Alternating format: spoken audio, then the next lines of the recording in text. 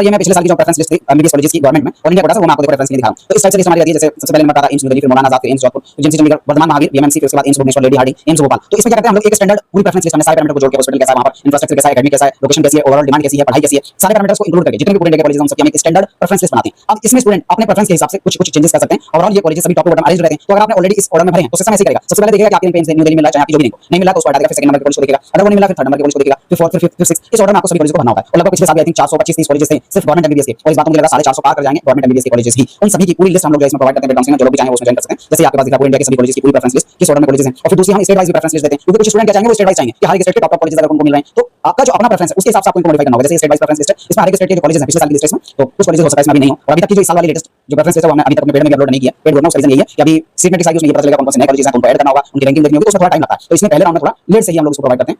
इसमें state wise हम preference provide करते हैं, तो आप अपने स्टेट के हिसाब से जो भी आपका स्टेट होगा उसमें आप चॉइस कर सकते हैं कि हां कौन सा स्टेट है। फॉर एग्जांपल कोई न्यू दिल्ली का तो उसमें कॉलेजेस को किस ऑर्डर में उनको रखना चाहिए, इन सभी कॉलेजेस का ऑर्डर। कोई ओडिशा से है तो उनके पूरे इंडिया के सभी स्टेट की, तो दो तरीके से पूरे इंडिया के सभी कॉलेजेस की एक साथ प्रेफरेंस लिस्ट, दूसरा स्टेट वाइज प्रेफरेंस लिस्ट। तो ये एमसीसी की हो गई एमबीबीएस के लिए, उसी तरीके से बीडीएस की रहती है, आयुष कोर्सेज की रहती है। तो जो लोग भी चाहे वो हमारे पेड में ज्वाइन कर सकते हैं, उसमें सारी इंफॉर्मेशन जो मिलती है। Hello everyone, welcome back to the YouTube channel doctor Alam services. I am doctor Mohammad Ubaid Salam. अभी इस वीडियो में डिटेल में डिस्कस करने वाला हूं कि कॉलेजेस में अलॉटमेंट कैसे होता है, नीट काउंसलिंग के बाद अलग अलग कोर्सेज में जो एडमिशन प्रोसेस रहता है तो एक्चुअल में उसका अलॉटमेंट किस तरीके से होता है, और अभी आपकी जो चॉइस फिलिंग स्टार्ट होने वाली है तो चॉइस फिलिंग के लिए आपकी प्रेफरेंस लिस्ट किस तरीके से बनानी चाहिए, किन किन पैरामीटर्स का ध्यान रखना चाहिए, और कैसे आपको अपनी खुद के लिए पर्सनल प्रेफरेंस लिस्ट तैयार करनी चाहिए, इस वीडियो में डिटेल में डिस्कस करने वाला हूं। जो लोग भी चैनल बनाए हैं वो चैनल को सब्सक्राइब करें, वीडियो को लाइक करें और अपने फ्रेंड्स में जरूर शेयर करें। तो सबसे पहले तो मैं यहाँ पर थोड़ा डिटेल में जो डिस्कस करूंगा पार्ट वो ये है कि आपका अलॉटमेंट एक्चुअल में होता कैसे, क्योंकि ऐसे लोग जो पहली बार काउंसलिंग कर रहे होंगे, ये जो फ्रेशर स्टूडेंट है उनको इसके बारे में कुछ ज्यादा अंदाजा होगा नहीं कि अलॉटमेंट किस तरीके से होता है। तो इसको जो है मैं थोड़ा डिटेल में इलेबोरेट करूंगा कि किस तरीके से आपका अलॉटमेंट होता है। देखो, सबसे पहले चीज तो आपका जो अलॉटमेंट प्रोसेस है ये पूरा का पूरा सिस्टम जनरेटेड है, यानी कंप्यूटर्स के थ्रू आपका अलॉटमेंट होगा, सॉफ्टवेयर के थ्रू, उसमें किसी भी ह्यूमन इन्वॉल्वमेंट नहीं रहता कोई भी। तो अगर कोई भी मिस्टेक आपसे होती है तो उसमें ऐसा नहीं है कि सिस्टम उसको करेक्ट कर देगा, ठीक कर देगा। अगर कोई आपने मिस्टेक की है चॉइस फिलिंग में तो उसमें कोई भी करेक्शन का आपके पास ऑप्शन नहीं रहता, क्योंकि पूरा का पूरा अलॉटमेंट आपका सिस्टम के हिसाब से होगा। सिस्टम जनरेटेड है तो ना तो किसी के साथ पार्शियलिटी की जा सकती है और ना ही किसी को एक्स्ट्रा बेनिफिट ऐसे दिया जा सकता है कि अगर किसी से मिस्टेक हो गई थी उसको करेक्ट कर दिया जाए, क्योंकि ये सिस्टम जनरेटेड चीजें हैं। अगर आपने इसमें गलती की है तो गलत ही अलॉटमेंट आपका होगा। किस तरीके से, मैं अभी आपको कुछ एग्जांपल्स के थ्रू बताऊंगा। दूसरी चीज आती है कि यहाँ पर जो आपका अलॉटमेंट है वो आपका अलॉटमेंट आपकी चॉइस फिलिंग के बेस पर होता है। तो आप नीट का एग्जाम दे चुके हैं, अच्छे नंबर ला चुके हैं, आपको ये अंदाजा हो गया कि आपको कोर्स मिलेगा। अब इसमें कौन सा कॉलेज मिलेगा, कहाँ का कॉलेज मिलेगा, कितना अच्छा कॉलेज मिलेगा, ये पूरा का पूरा आपका डिपेंड करता है चॉइस फिलिंग पे, क्योंकि जहां तक का आपका काम था नीट में अच्छे नंबर लाना वो कंप्लीट हो चुका है। अब उसके बाद जो नेक्स्ट इंपॉर्टेंट पार्ट रहता है वो आपका होता है कि चॉइस फिलिंग और काउंसलिंग आप बहुत सही तरीके से करें, उसमें कोई मिस्टेक ना रहे। अगर उसमें गलती आपने की, गलत तरीके से चॉइस फिलिंग की, तो जो डिजर्विंग कॉलेज है आपको वो नहीं मिलेगा। ठीक है, किस तरीके से आपका रहता है वो मैं आपको यहाँ पर बताता हूँ। यहाँ पर जो आपको कॉलेज मिलेगा वो आपको चॉइस फिलिंग के हिसाब से मिलेगा, और ये भी आपको जो कॉलेज मिलता है वो आपकी रैंक के बेस पर मिलता है। अब रैंक में कैसे, दो तरह की रैंक आपने देखी होंगी आपके रिजल्ट में, एक ऑल इंडिया रैंक देखी होगी और एक कैटेगरी रैंक देखी होगी। तो आपका जो एक्चुअल अलॉटमेंट है वो होता है कैटेगरी रैंक के बेस पर। लेकिन फिर भी हम जितने भी पैरामीटर्स लेते हैं, जितने भी कट ऑफ्स डिस्कस करते हैं हर एक कोर्स की, MBBS, BDS, BSc nursing, BMS, BHMS, BUMS, उन सभी में जो हम रैंक डिस्कस करते हैं वो ऑल इंडिया रैंक डिस्कस करते हैं। उसका रीजन ये है कि आपकी ऑल इंडिया रैंक जो है एक स्टैटिक पैरामीटर है, यानी उसमें ज्यादा चेंजेस नहीं देखने को मिलते हैं, बदलाव नहीं होते हैं, बहुत फिक्स रहती है। कैटेगरी रैंक जिस पे आपका एक्चुअल अलॉटमेंट होता है वो वेरी करती रहती है, उसमें डिपेंड करता है कि किस साल में किस कैटेगरी के कितने स्टूडेंट थे जिन्होंने पार्टिसिपेट किया, फिर उस कैटेगरी के कितने स्टूडेंट थे जिन्होंने अच्छा परफॉर्म किया। इसमें वेरिएबिलिटी हर एक साल में आ सकती है। उसमें भी ये भी डिपेंड करेगा कि किस स्टेट से किस कैटेगरी के स्टूडेंट किस साल में ज्यादा पार्टिसिपेट किए हैं, कितना अच्छा परफॉर्म किए हैं, तो ये चीज फिक्स तो रहेगी नहीं, तो ये भी वेरिएबिलिटी आती रहती है। और मार्क्स तो बिल्कुल इनसिग्निफिकेंट पैरामीटर है, नीट के मार्क्स का कोई भी सिग्निफिकेंस काउंसलिंग में नहीं है। उससे सिर्फ इतना अंदाजा लगाया जाता है कि आपकी रैंक क्या है, यानी जिसके सबसे ज्यादा नंबर होंगे उसको रैंक 1 दी जाएगी। तो सबसे पहले देखा जाता है कि 720 का पेपर है, उसमें सबसे ज्यादा नंबर किसके, उसको रैंक 1 दे दी। फिर जिसके सेकंड नंबर पर नंबर है उसको सेकंड रैंक दे दी, ऑल इंडिया रैंक, फिर थर्ड, फिर फोर्थ, इस तरीके से आपकी जो है रैंकिंग बनेगी। अब उस रैंकिंग में भी अलग अलग कैटेगरीज में देखा जाएगा कि जितने भी स्टूडेंट ने पार्टिसिपेट किया है हर एक कैटेगरी में, उस कैटेगरी के सबसे टॉपर बच्चे को पहली रैंक उसकी कैटेगरी की दी जाएगी। यानी अगर मान लो कोई ओबीसी की कट ऑफ को देखेगा, ओबीसी की कैटेगरी रैंक को देखेगा, तो सबसे पहले जो ओबीसी कैटेगरी रैंक बनाई जाएगी उसमें सिस्टम ये देखता है कि जितने भी ओबीसी कैंडिडेट है जिन्होंने नीट का एग्जाम दिया है तो उसमें सबसे ज्यादा नंबर जिसके हैं उसको ओबीसी कैटेगरी रैंक 1 दे दी जाएगी। फिर जिसके सेकंड नंबर पर मार्क्स हैं उसको सेकंड रैंक, फिर थर्ड रैंक, फिर फोर्थ रैंक। तो इस तरीके से आपका अलॉटमेंट होगा। तो अब मैं इसमें सबसे पहले आपको बताता हूं कि आपका जो अलॉटमेंट है वो चॉइस फिलिंग के बेस पर कैसे होता है। जैसे आपकी जब काउंसलिंग होती है ऑलरेडी, जैसे इस साल एमसीसी की शुरू हो रही है और आज ही बहुत जल्द आपका जो एमसीसी राउंड 1 की चॉइस फिलिंग स्टार्ट हो जाएगी। तो यहाँ पर मैं एमसीसी का एग्जांपल लेके बता रहा हूँ, बाकी हर एक काउंसलिंग का प्रोसेस बिल्कुल सेम रहेगा, चाहे आपका स्टेट कोटा हो, चाहे आयुष की काउंसलिंग हो, चाहे एमसीसी की काउंसलिंग हो, सबका प्रोसेस लगभग सेम रहने वाला है। तो हर एक स्टूडेंट अपनी चॉइस फिलिंग करता है। मान लो कोई स्टूडेंट है, उसने चॉइस फिलिंग रखी और पहले नंबर पे कोई कॉलेज भरा ए, दूसरे नंबर पे कोई कॉलेज भरा बी, तीसरे नंबर पे कोई कॉलेज भरा सी, चौथे नंबर पे कोई कॉलेज भरा डी, पांचवें नंबर पे कोई कॉलेज भरा ई। ठीक है, अब ये कोई भी XYZ कॉलेजेस हो सकते हैं, मैंने यहाँ पर एक रेफरेंस के लिए आपके लिए हैं। तो सिस्टम कैसे अलॉटमेंट करता है वो मैं आपको यहाँ पर बता रहा हूँ। तो सबसे पहले जो है सिस्टम टॉप टू बॉटम चलता है। आपने कैसे चॉइस फिलिंग भरी है, तो जो आपने पहली नंबर पे चॉइस फिलिंग भरी है, सिस्टम मान के चलता है कि आपको वही कॉलेज सबसे पहले चाहिए, यानी आपको वो कॉलेज चाहिए पहले नंबर पे, अगर मिल रहा हो तो। अगर नहीं मिल रहा है पहला कॉलेज, मान लो जो आपने ए कॉलेज भरा है, अगर ये आपके रैंक पे नहीं मिल रहा है, तब सिस्टम आपको देखेगा कि क्या सेकंड नंबर की जो चॉइस है, क्योंकि चॉइस फिलिंग का मतलब होता है कि आप कौन से नंबर पे कॉलेज लेना चाहते हैं। पहले नंबर पे जो चॉइस वाली है इस भरी है, उसका मतलब होता है कि आप चाहते हैं कि पहले नंबर पे आपको ए कॉलेज मिले, अगर मिल रहा हो तो सिस्टम सबसे पहले यही चेक करता है कि पहले नंबर पे जो कॉलेज है जो स्टूडेंट ने भरा है, क्या उसको वो कॉलेज मिल सकता है उसकी कैटेगरी की रैंक के हिसाब से, उसकी ऑल इंडिया रैंक के हिसाब से। और वो डिपेंड करता है कि उस कॉलेज की डिमांड कितनी है, वहां पर सीट्स कितनी है और बाकी कितने स्टूडेंट हैं जिन्होंने उस सीट्स के लिए अप्लाई किया हुआ है। ठीक है, तो ये ऐसे पैरामीटर होते हैं जो आप नहीं जान सकते। आपको सिर्फ अपने एंड से ये करना है कि जो बेस्ट कॉलेज है उसको पहले नंबर पे रखना है, क्योंकि इसका मतलब ये होता है सिस्टम ये मानेगा कि आपको पहले नंबर पे जो आपने कॉलेज रखा ए, वो आपको चाहिए। लेकिन अगर वो नहीं मिल रहा होगा, मान लीजिए आपके नंबर कम है और आपकी ऑल इंडिया रैंक ज्यादा है, तो सिस्टम देखेगा कि पहले नंबर पे जो कॉलेज था वो आपको नहीं मिल रहा है, तो वो उसको हटा देगा, उसका कोई सिग्निफिकेंस नहीं कर रहेगा। फिर वो सेकंड नंबर वाली चॉइस फिलिंग को आपको देखेगा कि दूसरे नंबर पे आपने कौन सा कॉलेज रखा है। फिर देखेगा क्या आपकी कैटेगरी रैंक से, आपकी ऑल इंडिया रैंक पे ये कॉलेज सेकंड वाला आपको मिल रहा है जो कि आपने बी कॉलेज भरा था। अगर मिल रहा होगा तो दे देगा, अगर नहीं मिल रहा तो इसको भी हटा देगा, इसका भी कोई मतलब नहीं रह जाएगा। तो जो जो कॉलेजेस नहीं मिलते रहेंगे टॉप टू बॉटम की तरफ जैसे आएंगे, तो वो अपने आप हटते रहेंगे, उनका कोई मतलब नहीं रहेगा। लेकिन फिर भी आपको यहाँ पर भरना तो पड़ेगा। मान लो ये टॉप का कॉलेज ए वाला आपने भरा ही नहीं, ये सोच करके वो कॉलेज आपको नहीं मिलेगा, लेकिन उसमें इस बार या किसी भी वजह से इतनी कट ऑफ कम रह गई कि आपको मिल सकता था, लेकिन अगर आपने उसको चॉइस फिलिंग में ही नहीं डाला तो वो आपको अलॉट ही नहीं होगा। तो इसलिए आपको जो चॉइस फिलिंग करनी है वो टॉप टू बॉटम कॉलेजेस को रखना है। सबसे अच्छा कॉलेज पहले नंबर पे, फिर सेकंड नंबर पे दूसरे बेस्ट कॉलेज, फिर तीसरा बेस्ट कॉलेज, फिर चौथा बेस्ट कॉलेज, क्योंकि सिस्टम का जो अलॉटमेंट का प्रोसेस है वो यही है। मान लो सेकंड भी किसी को नहीं मिला तो सिस्टम देखेगा थर्ड नंबर का कॉलेज कौन सा है जो आपने चॉइस फिलिंग में भरा। अगर मान लीजिए आपको थर्ड नंबर का जो सी कॉलेज है वो मिल रहा है, तो सिस्टम आपको जो थर्ड नंबर का कॉलेज है वो दे देगा और नीचे की जो चॉइस फिलिंग है वो आपको देखेगा ही नहीं। जैसे ही कोई कॉलेज आपको लिस्ट में मिलता है, वहीं पर आपका जो अलॉटमेंट का प्रोसेस है रोक दिया जाता है। नीचे के कॉलेजेस को सिस्टम रीड नहीं करता। कई बार ऐसा भी हो सकता है कि मान लो आपने तीसरे नंबर पे, पहले नंबर पे अच्छा कॉलेज रखा, नहीं मिला, दूसरे पे अच्छा रखा, नहीं मिला, तीसरे पे अच्छा कॉलेज आप नहीं रख पाए, उसमें कोई गलती से लो ग्रेड का कॉलेज आपने रख दिया, लेकिन उससे अच्छे कॉलेजेस आपने नीचे रखे चौथे और पांचवें नंबर पे, लेकिन वो आपको मिल भी सकते थे। अगर आपने बीच में तीसरे नंबर पे कोई लो ग्रेड का कॉलेज रख दिया तो आपको यही अलॉट हो जाएगा, क्योंकि सिस्टम टॉप टू बॉटम चलता है। पहला दूसरा नहीं मिला, वो देखेगा तीसरा मिल रहा है क्या, तो वो तीसरा ही अलॉट कर देगा। वो ये नहीं देखेगा कि आपने नीचे और अच्छे कॉलेजेस भरे थे और वो आपकी रैंक पे मिल भी सकते हैं, ऐसा नहीं होता है। सिस्टम ये नहीं देखेगा, सिस्टम तो सिर्फ टॉप टू बॉटम चलता है। तो इसलिए आपकी जिम्मेदारी है कि आप सभी कॉलेजेस को टॉप टू बॉटम भरें, आपके चाहे जो भी रैंक हो। अब इसमें बहुत सारे लोगों को कंफ्यूजन ये रहता है कि जब मुझे पता है ये कॉलेज मुझे नहीं मिलेगा, जैसे मान लो किसी की 10,000 रैंक है, ऑल इंडिया रैंक किसी की 10,000 है, तो सबसे बेस्ट कॉलेज आपको ऑलरेडी पता है पूरे इंडिया के अंदर क्या है, एम्स दिल्ली है, एम्स दिल्ली है। दूसरे नंबर पे मान लो मौलाना आजाद है, Maulana Azad medical college MAMC है। फिर तीसरे नंबर पे कोई और दिल्ली का कॉलेज या GMC चंडीगढ़ या अदर कॉलेजेस, ये पूरी लिस्ट हम लोग जैसे बना के रखते हैं प्रेफरेंस लिस्ट में। तो वो अभी मैं दूसरा पैरामीटर बाद में बताऊंगा कि कैसे आपको प्रेफरेंस लिस्ट बनानी है। आपकी लिस्ट ऑलरेडी बनी हुई और आपको ये पता है कि 10,000 रैंक पे तो कभी भी एम्स दिल्ली नहीं मिलेगा। दूसरे नंबर पे मौलाना आजाद आता है टॉप के कॉलेज में, वो भी आपको नहीं मिलेगा। तो इसका मतलब ये नहीं है, आपको ये पता है कि ये कॉलेज नहीं मिलेगा तो उसको फिल नहीं करना है। आपको कॉलेजेस को टॉप टू बॉटम ही भरना है, चाहे आपको वो कॉलेज मिले या ना मिले। क्योंकि कई बार ऐसा हो सकता है, मान लो ये कॉलेज आपकी रैंक पे मिल भी रहा था, एम्स दिल्ली या मौलाना आजाद या XYZ कोई भी कॉलेज जो कि अच्छा कॉलेज है, और आपको लग रहा था वो नहीं मिलेगा, तो ऐसा नहीं है कि आपको लग रहा हो कि नहीं मिलेगा तो उसको नहीं भरना, उसको भरना है और टॉप टू बॉटम ही भरना है। आपकी 10,000 रैंक हो, 15,000 हो, 20,000 हो, 25,000 रैंक हो, पहले नंबर पे एम्स दिल्ली ही रखना है।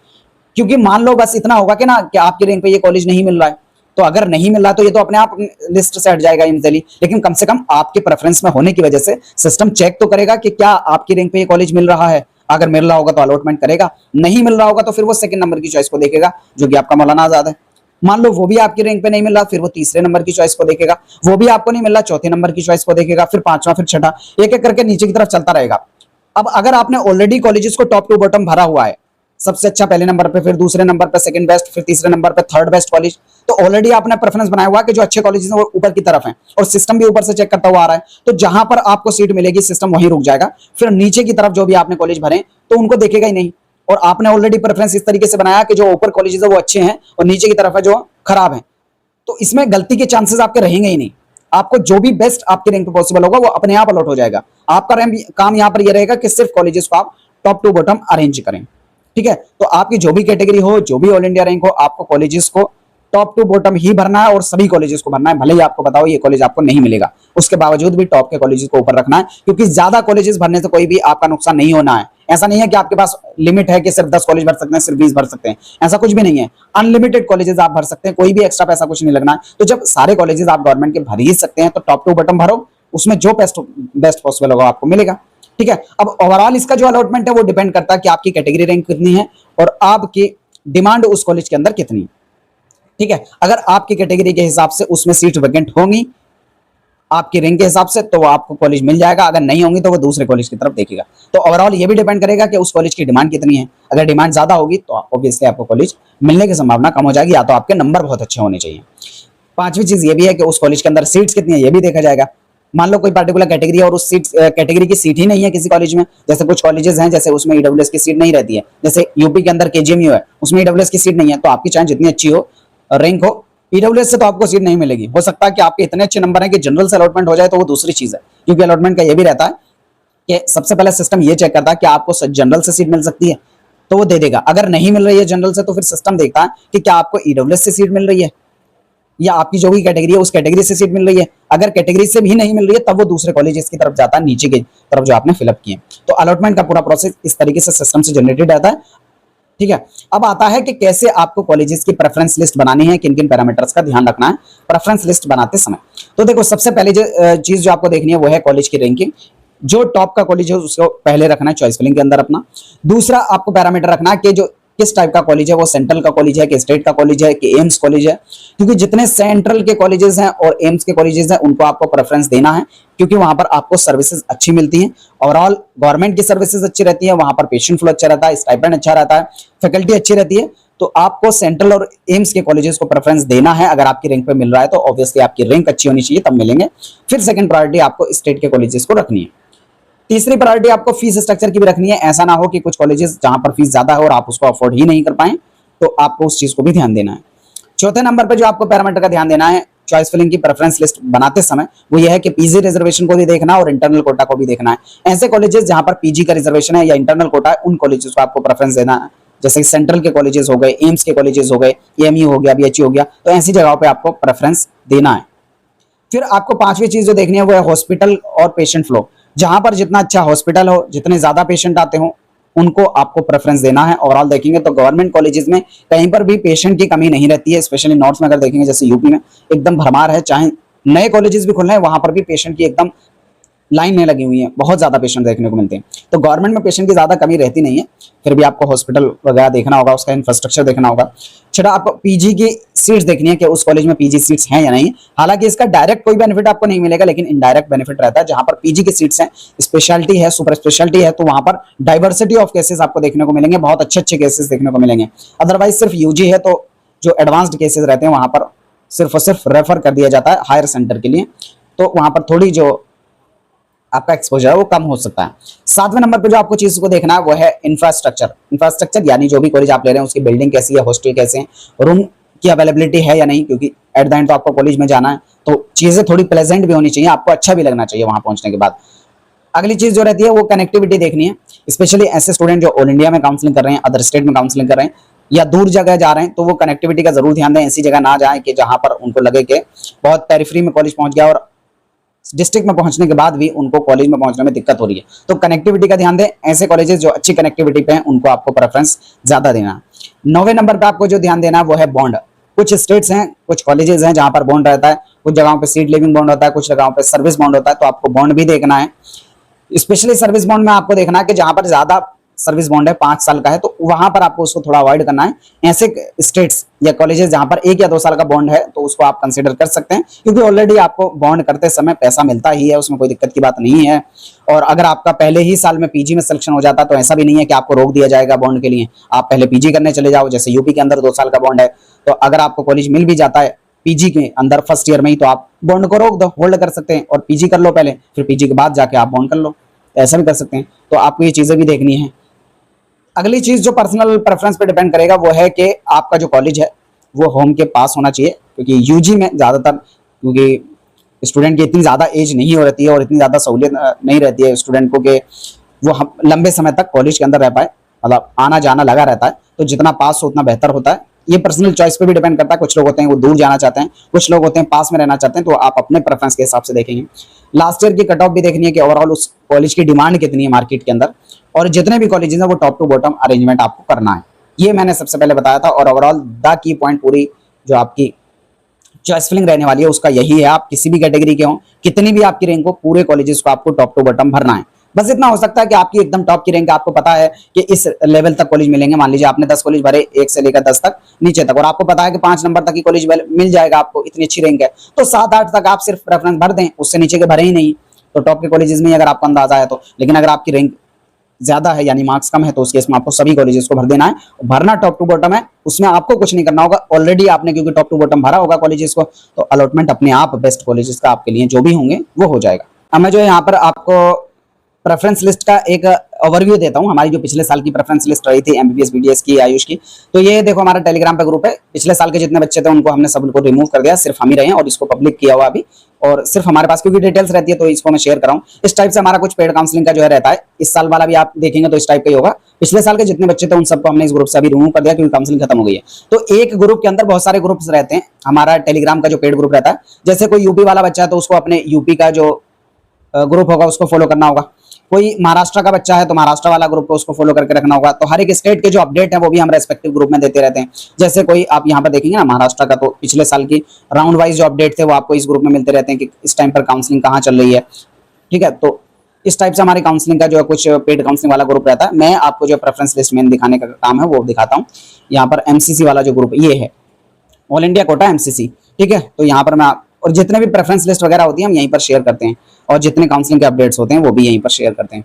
ठीक है, यहाँ पर ये मैं पिछले साल की जो प्रेफरेंस लिस्ट थी एमबीबीएस कॉलेजेस की गवर्नमेंट में ऑल इंडिया कोटा से, वो मैं आपको देखो रेफरेंस के लिए दिखा रहा हूँ। तो इस टाइप से लिस्ट हमारी रहती है। जैसे सबसे पहले नंबर पर आता है एम्स न्यू दिल्ली, फिर मौलाना आजाद, फिर एम्स जोधपुर, फिर जेएमसी चंडीगढ़, वर्धमान महावीर, बीएमएमसी, फिर उसके बाद AIIMS Bhubaneswar, Lady Hardinge, AIIMS Bhopal. तो इसमें क्या करते हैं हम लोग, एक स्टैंडर्ड पूरी प्रेफरेंस लिस्ट हमने सारे पैरामीटर को जोड़ के, हॉस्पिटल कैसा है, वहां पर इंफ्रास्ट्रक्चर कैसा है, एकेडमिक कैसा है, लोकेशन कैसी है, ओवरऑल डिमांड कैसी है, पढ़ाई कैसी है, सारे पैरामीटर्स को इंक्लूड करके जितने भी पूरे इंडिया के कॉलेजेस हैं उन सबकी हम एक स्टैंडर्ड प्रेफरेंस लिस्ट बनाते हैं। अब इसमें स्टूडेंट अपने प्रेफरेंस के हिसाब से कुछ कुछ चेंजेस कर सकते हैं। ओवरऑल ये कॉलेजेस सभी टॉप टू बॉटम अरेंज्ड रहते हैं। तो अगर आपने ऑलरेडी इस ऑर्डर में भरे हैं तो सिस्टम ऐसे ही करेगा। सबसे पहले देखेगा कि आपकी रैंक पे एम्स न्यू दिल्ली मिल रहा है, चाहे आपकी जो भी रैंक हो। नहीं मिल रहा है तो उसको हटा देगा, फिर सेकंड नंबर के कॉलेज को देखेगा।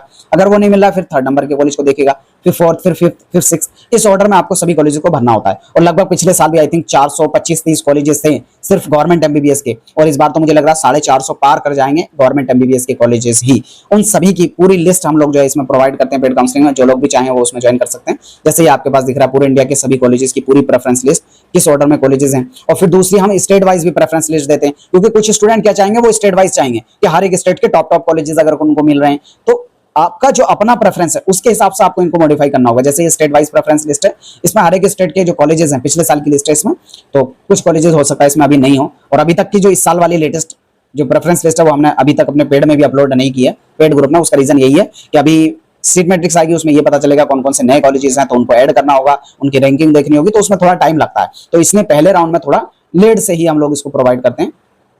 इसमें स्टेट वाइज जो हम प्रेफरेंस लिस्ट प्रोवाइड करते हैं, तो आप अपने स्टेट के हिसाब से जो भी आपका स्टेट होगा उसमें आप चॉइस फिलिंग कर सकते हैं कि हाँ कौन सा स्टेट है। फॉर एग्जांपल कोई न्यू दिल्ली का तो उसमें कॉलेजेस को किस ऑर्डर में उनको रखना चाहिए, इन सभी कॉलेजेस का ऑर्डर। कोई ओडिशा से है तो उनके पूरे इंडिया के सभी स्टेट की। तो दो तरीके से, एक पूरे इंडिया के सभी कॉलेजेस की एक साथ प्रेफरेंस लिस्ट, दूसरा स्टेट वाइज प्रेफरेंस लिस्ट। तो ये एमसीसी की हो गई एमबीबीएस के लिए, उसी तरीके से बीडीएस की भी रहती है, आयुष कोर्सेज की भी रहती है। तो जो लोग भी चाहें वो हमारे पेड काउंसलिंग ज्वाइन कर सकते हैं, उसमें सारी इन्फॉर्मेशन जो है मिलती ही है। ओवरऑल मेरा मेन यहाँ पर मकसद था आपको ये बताना कि किस तरीके से आपको प्रेफरेंस लिस्ट बनानी है और चॉइस फिलिंग में कॉलेजेस का ऑर्डर आपको किस तरीके से रखना है। इसके बाद भी आपकी कोई क्वेरी या डाउट बचता है नीचे कमेंट बॉक्स में बता सकते हैं। मिलते हैं नेक्स्ट वीडियो में, तब तक के लिए थैंक यू।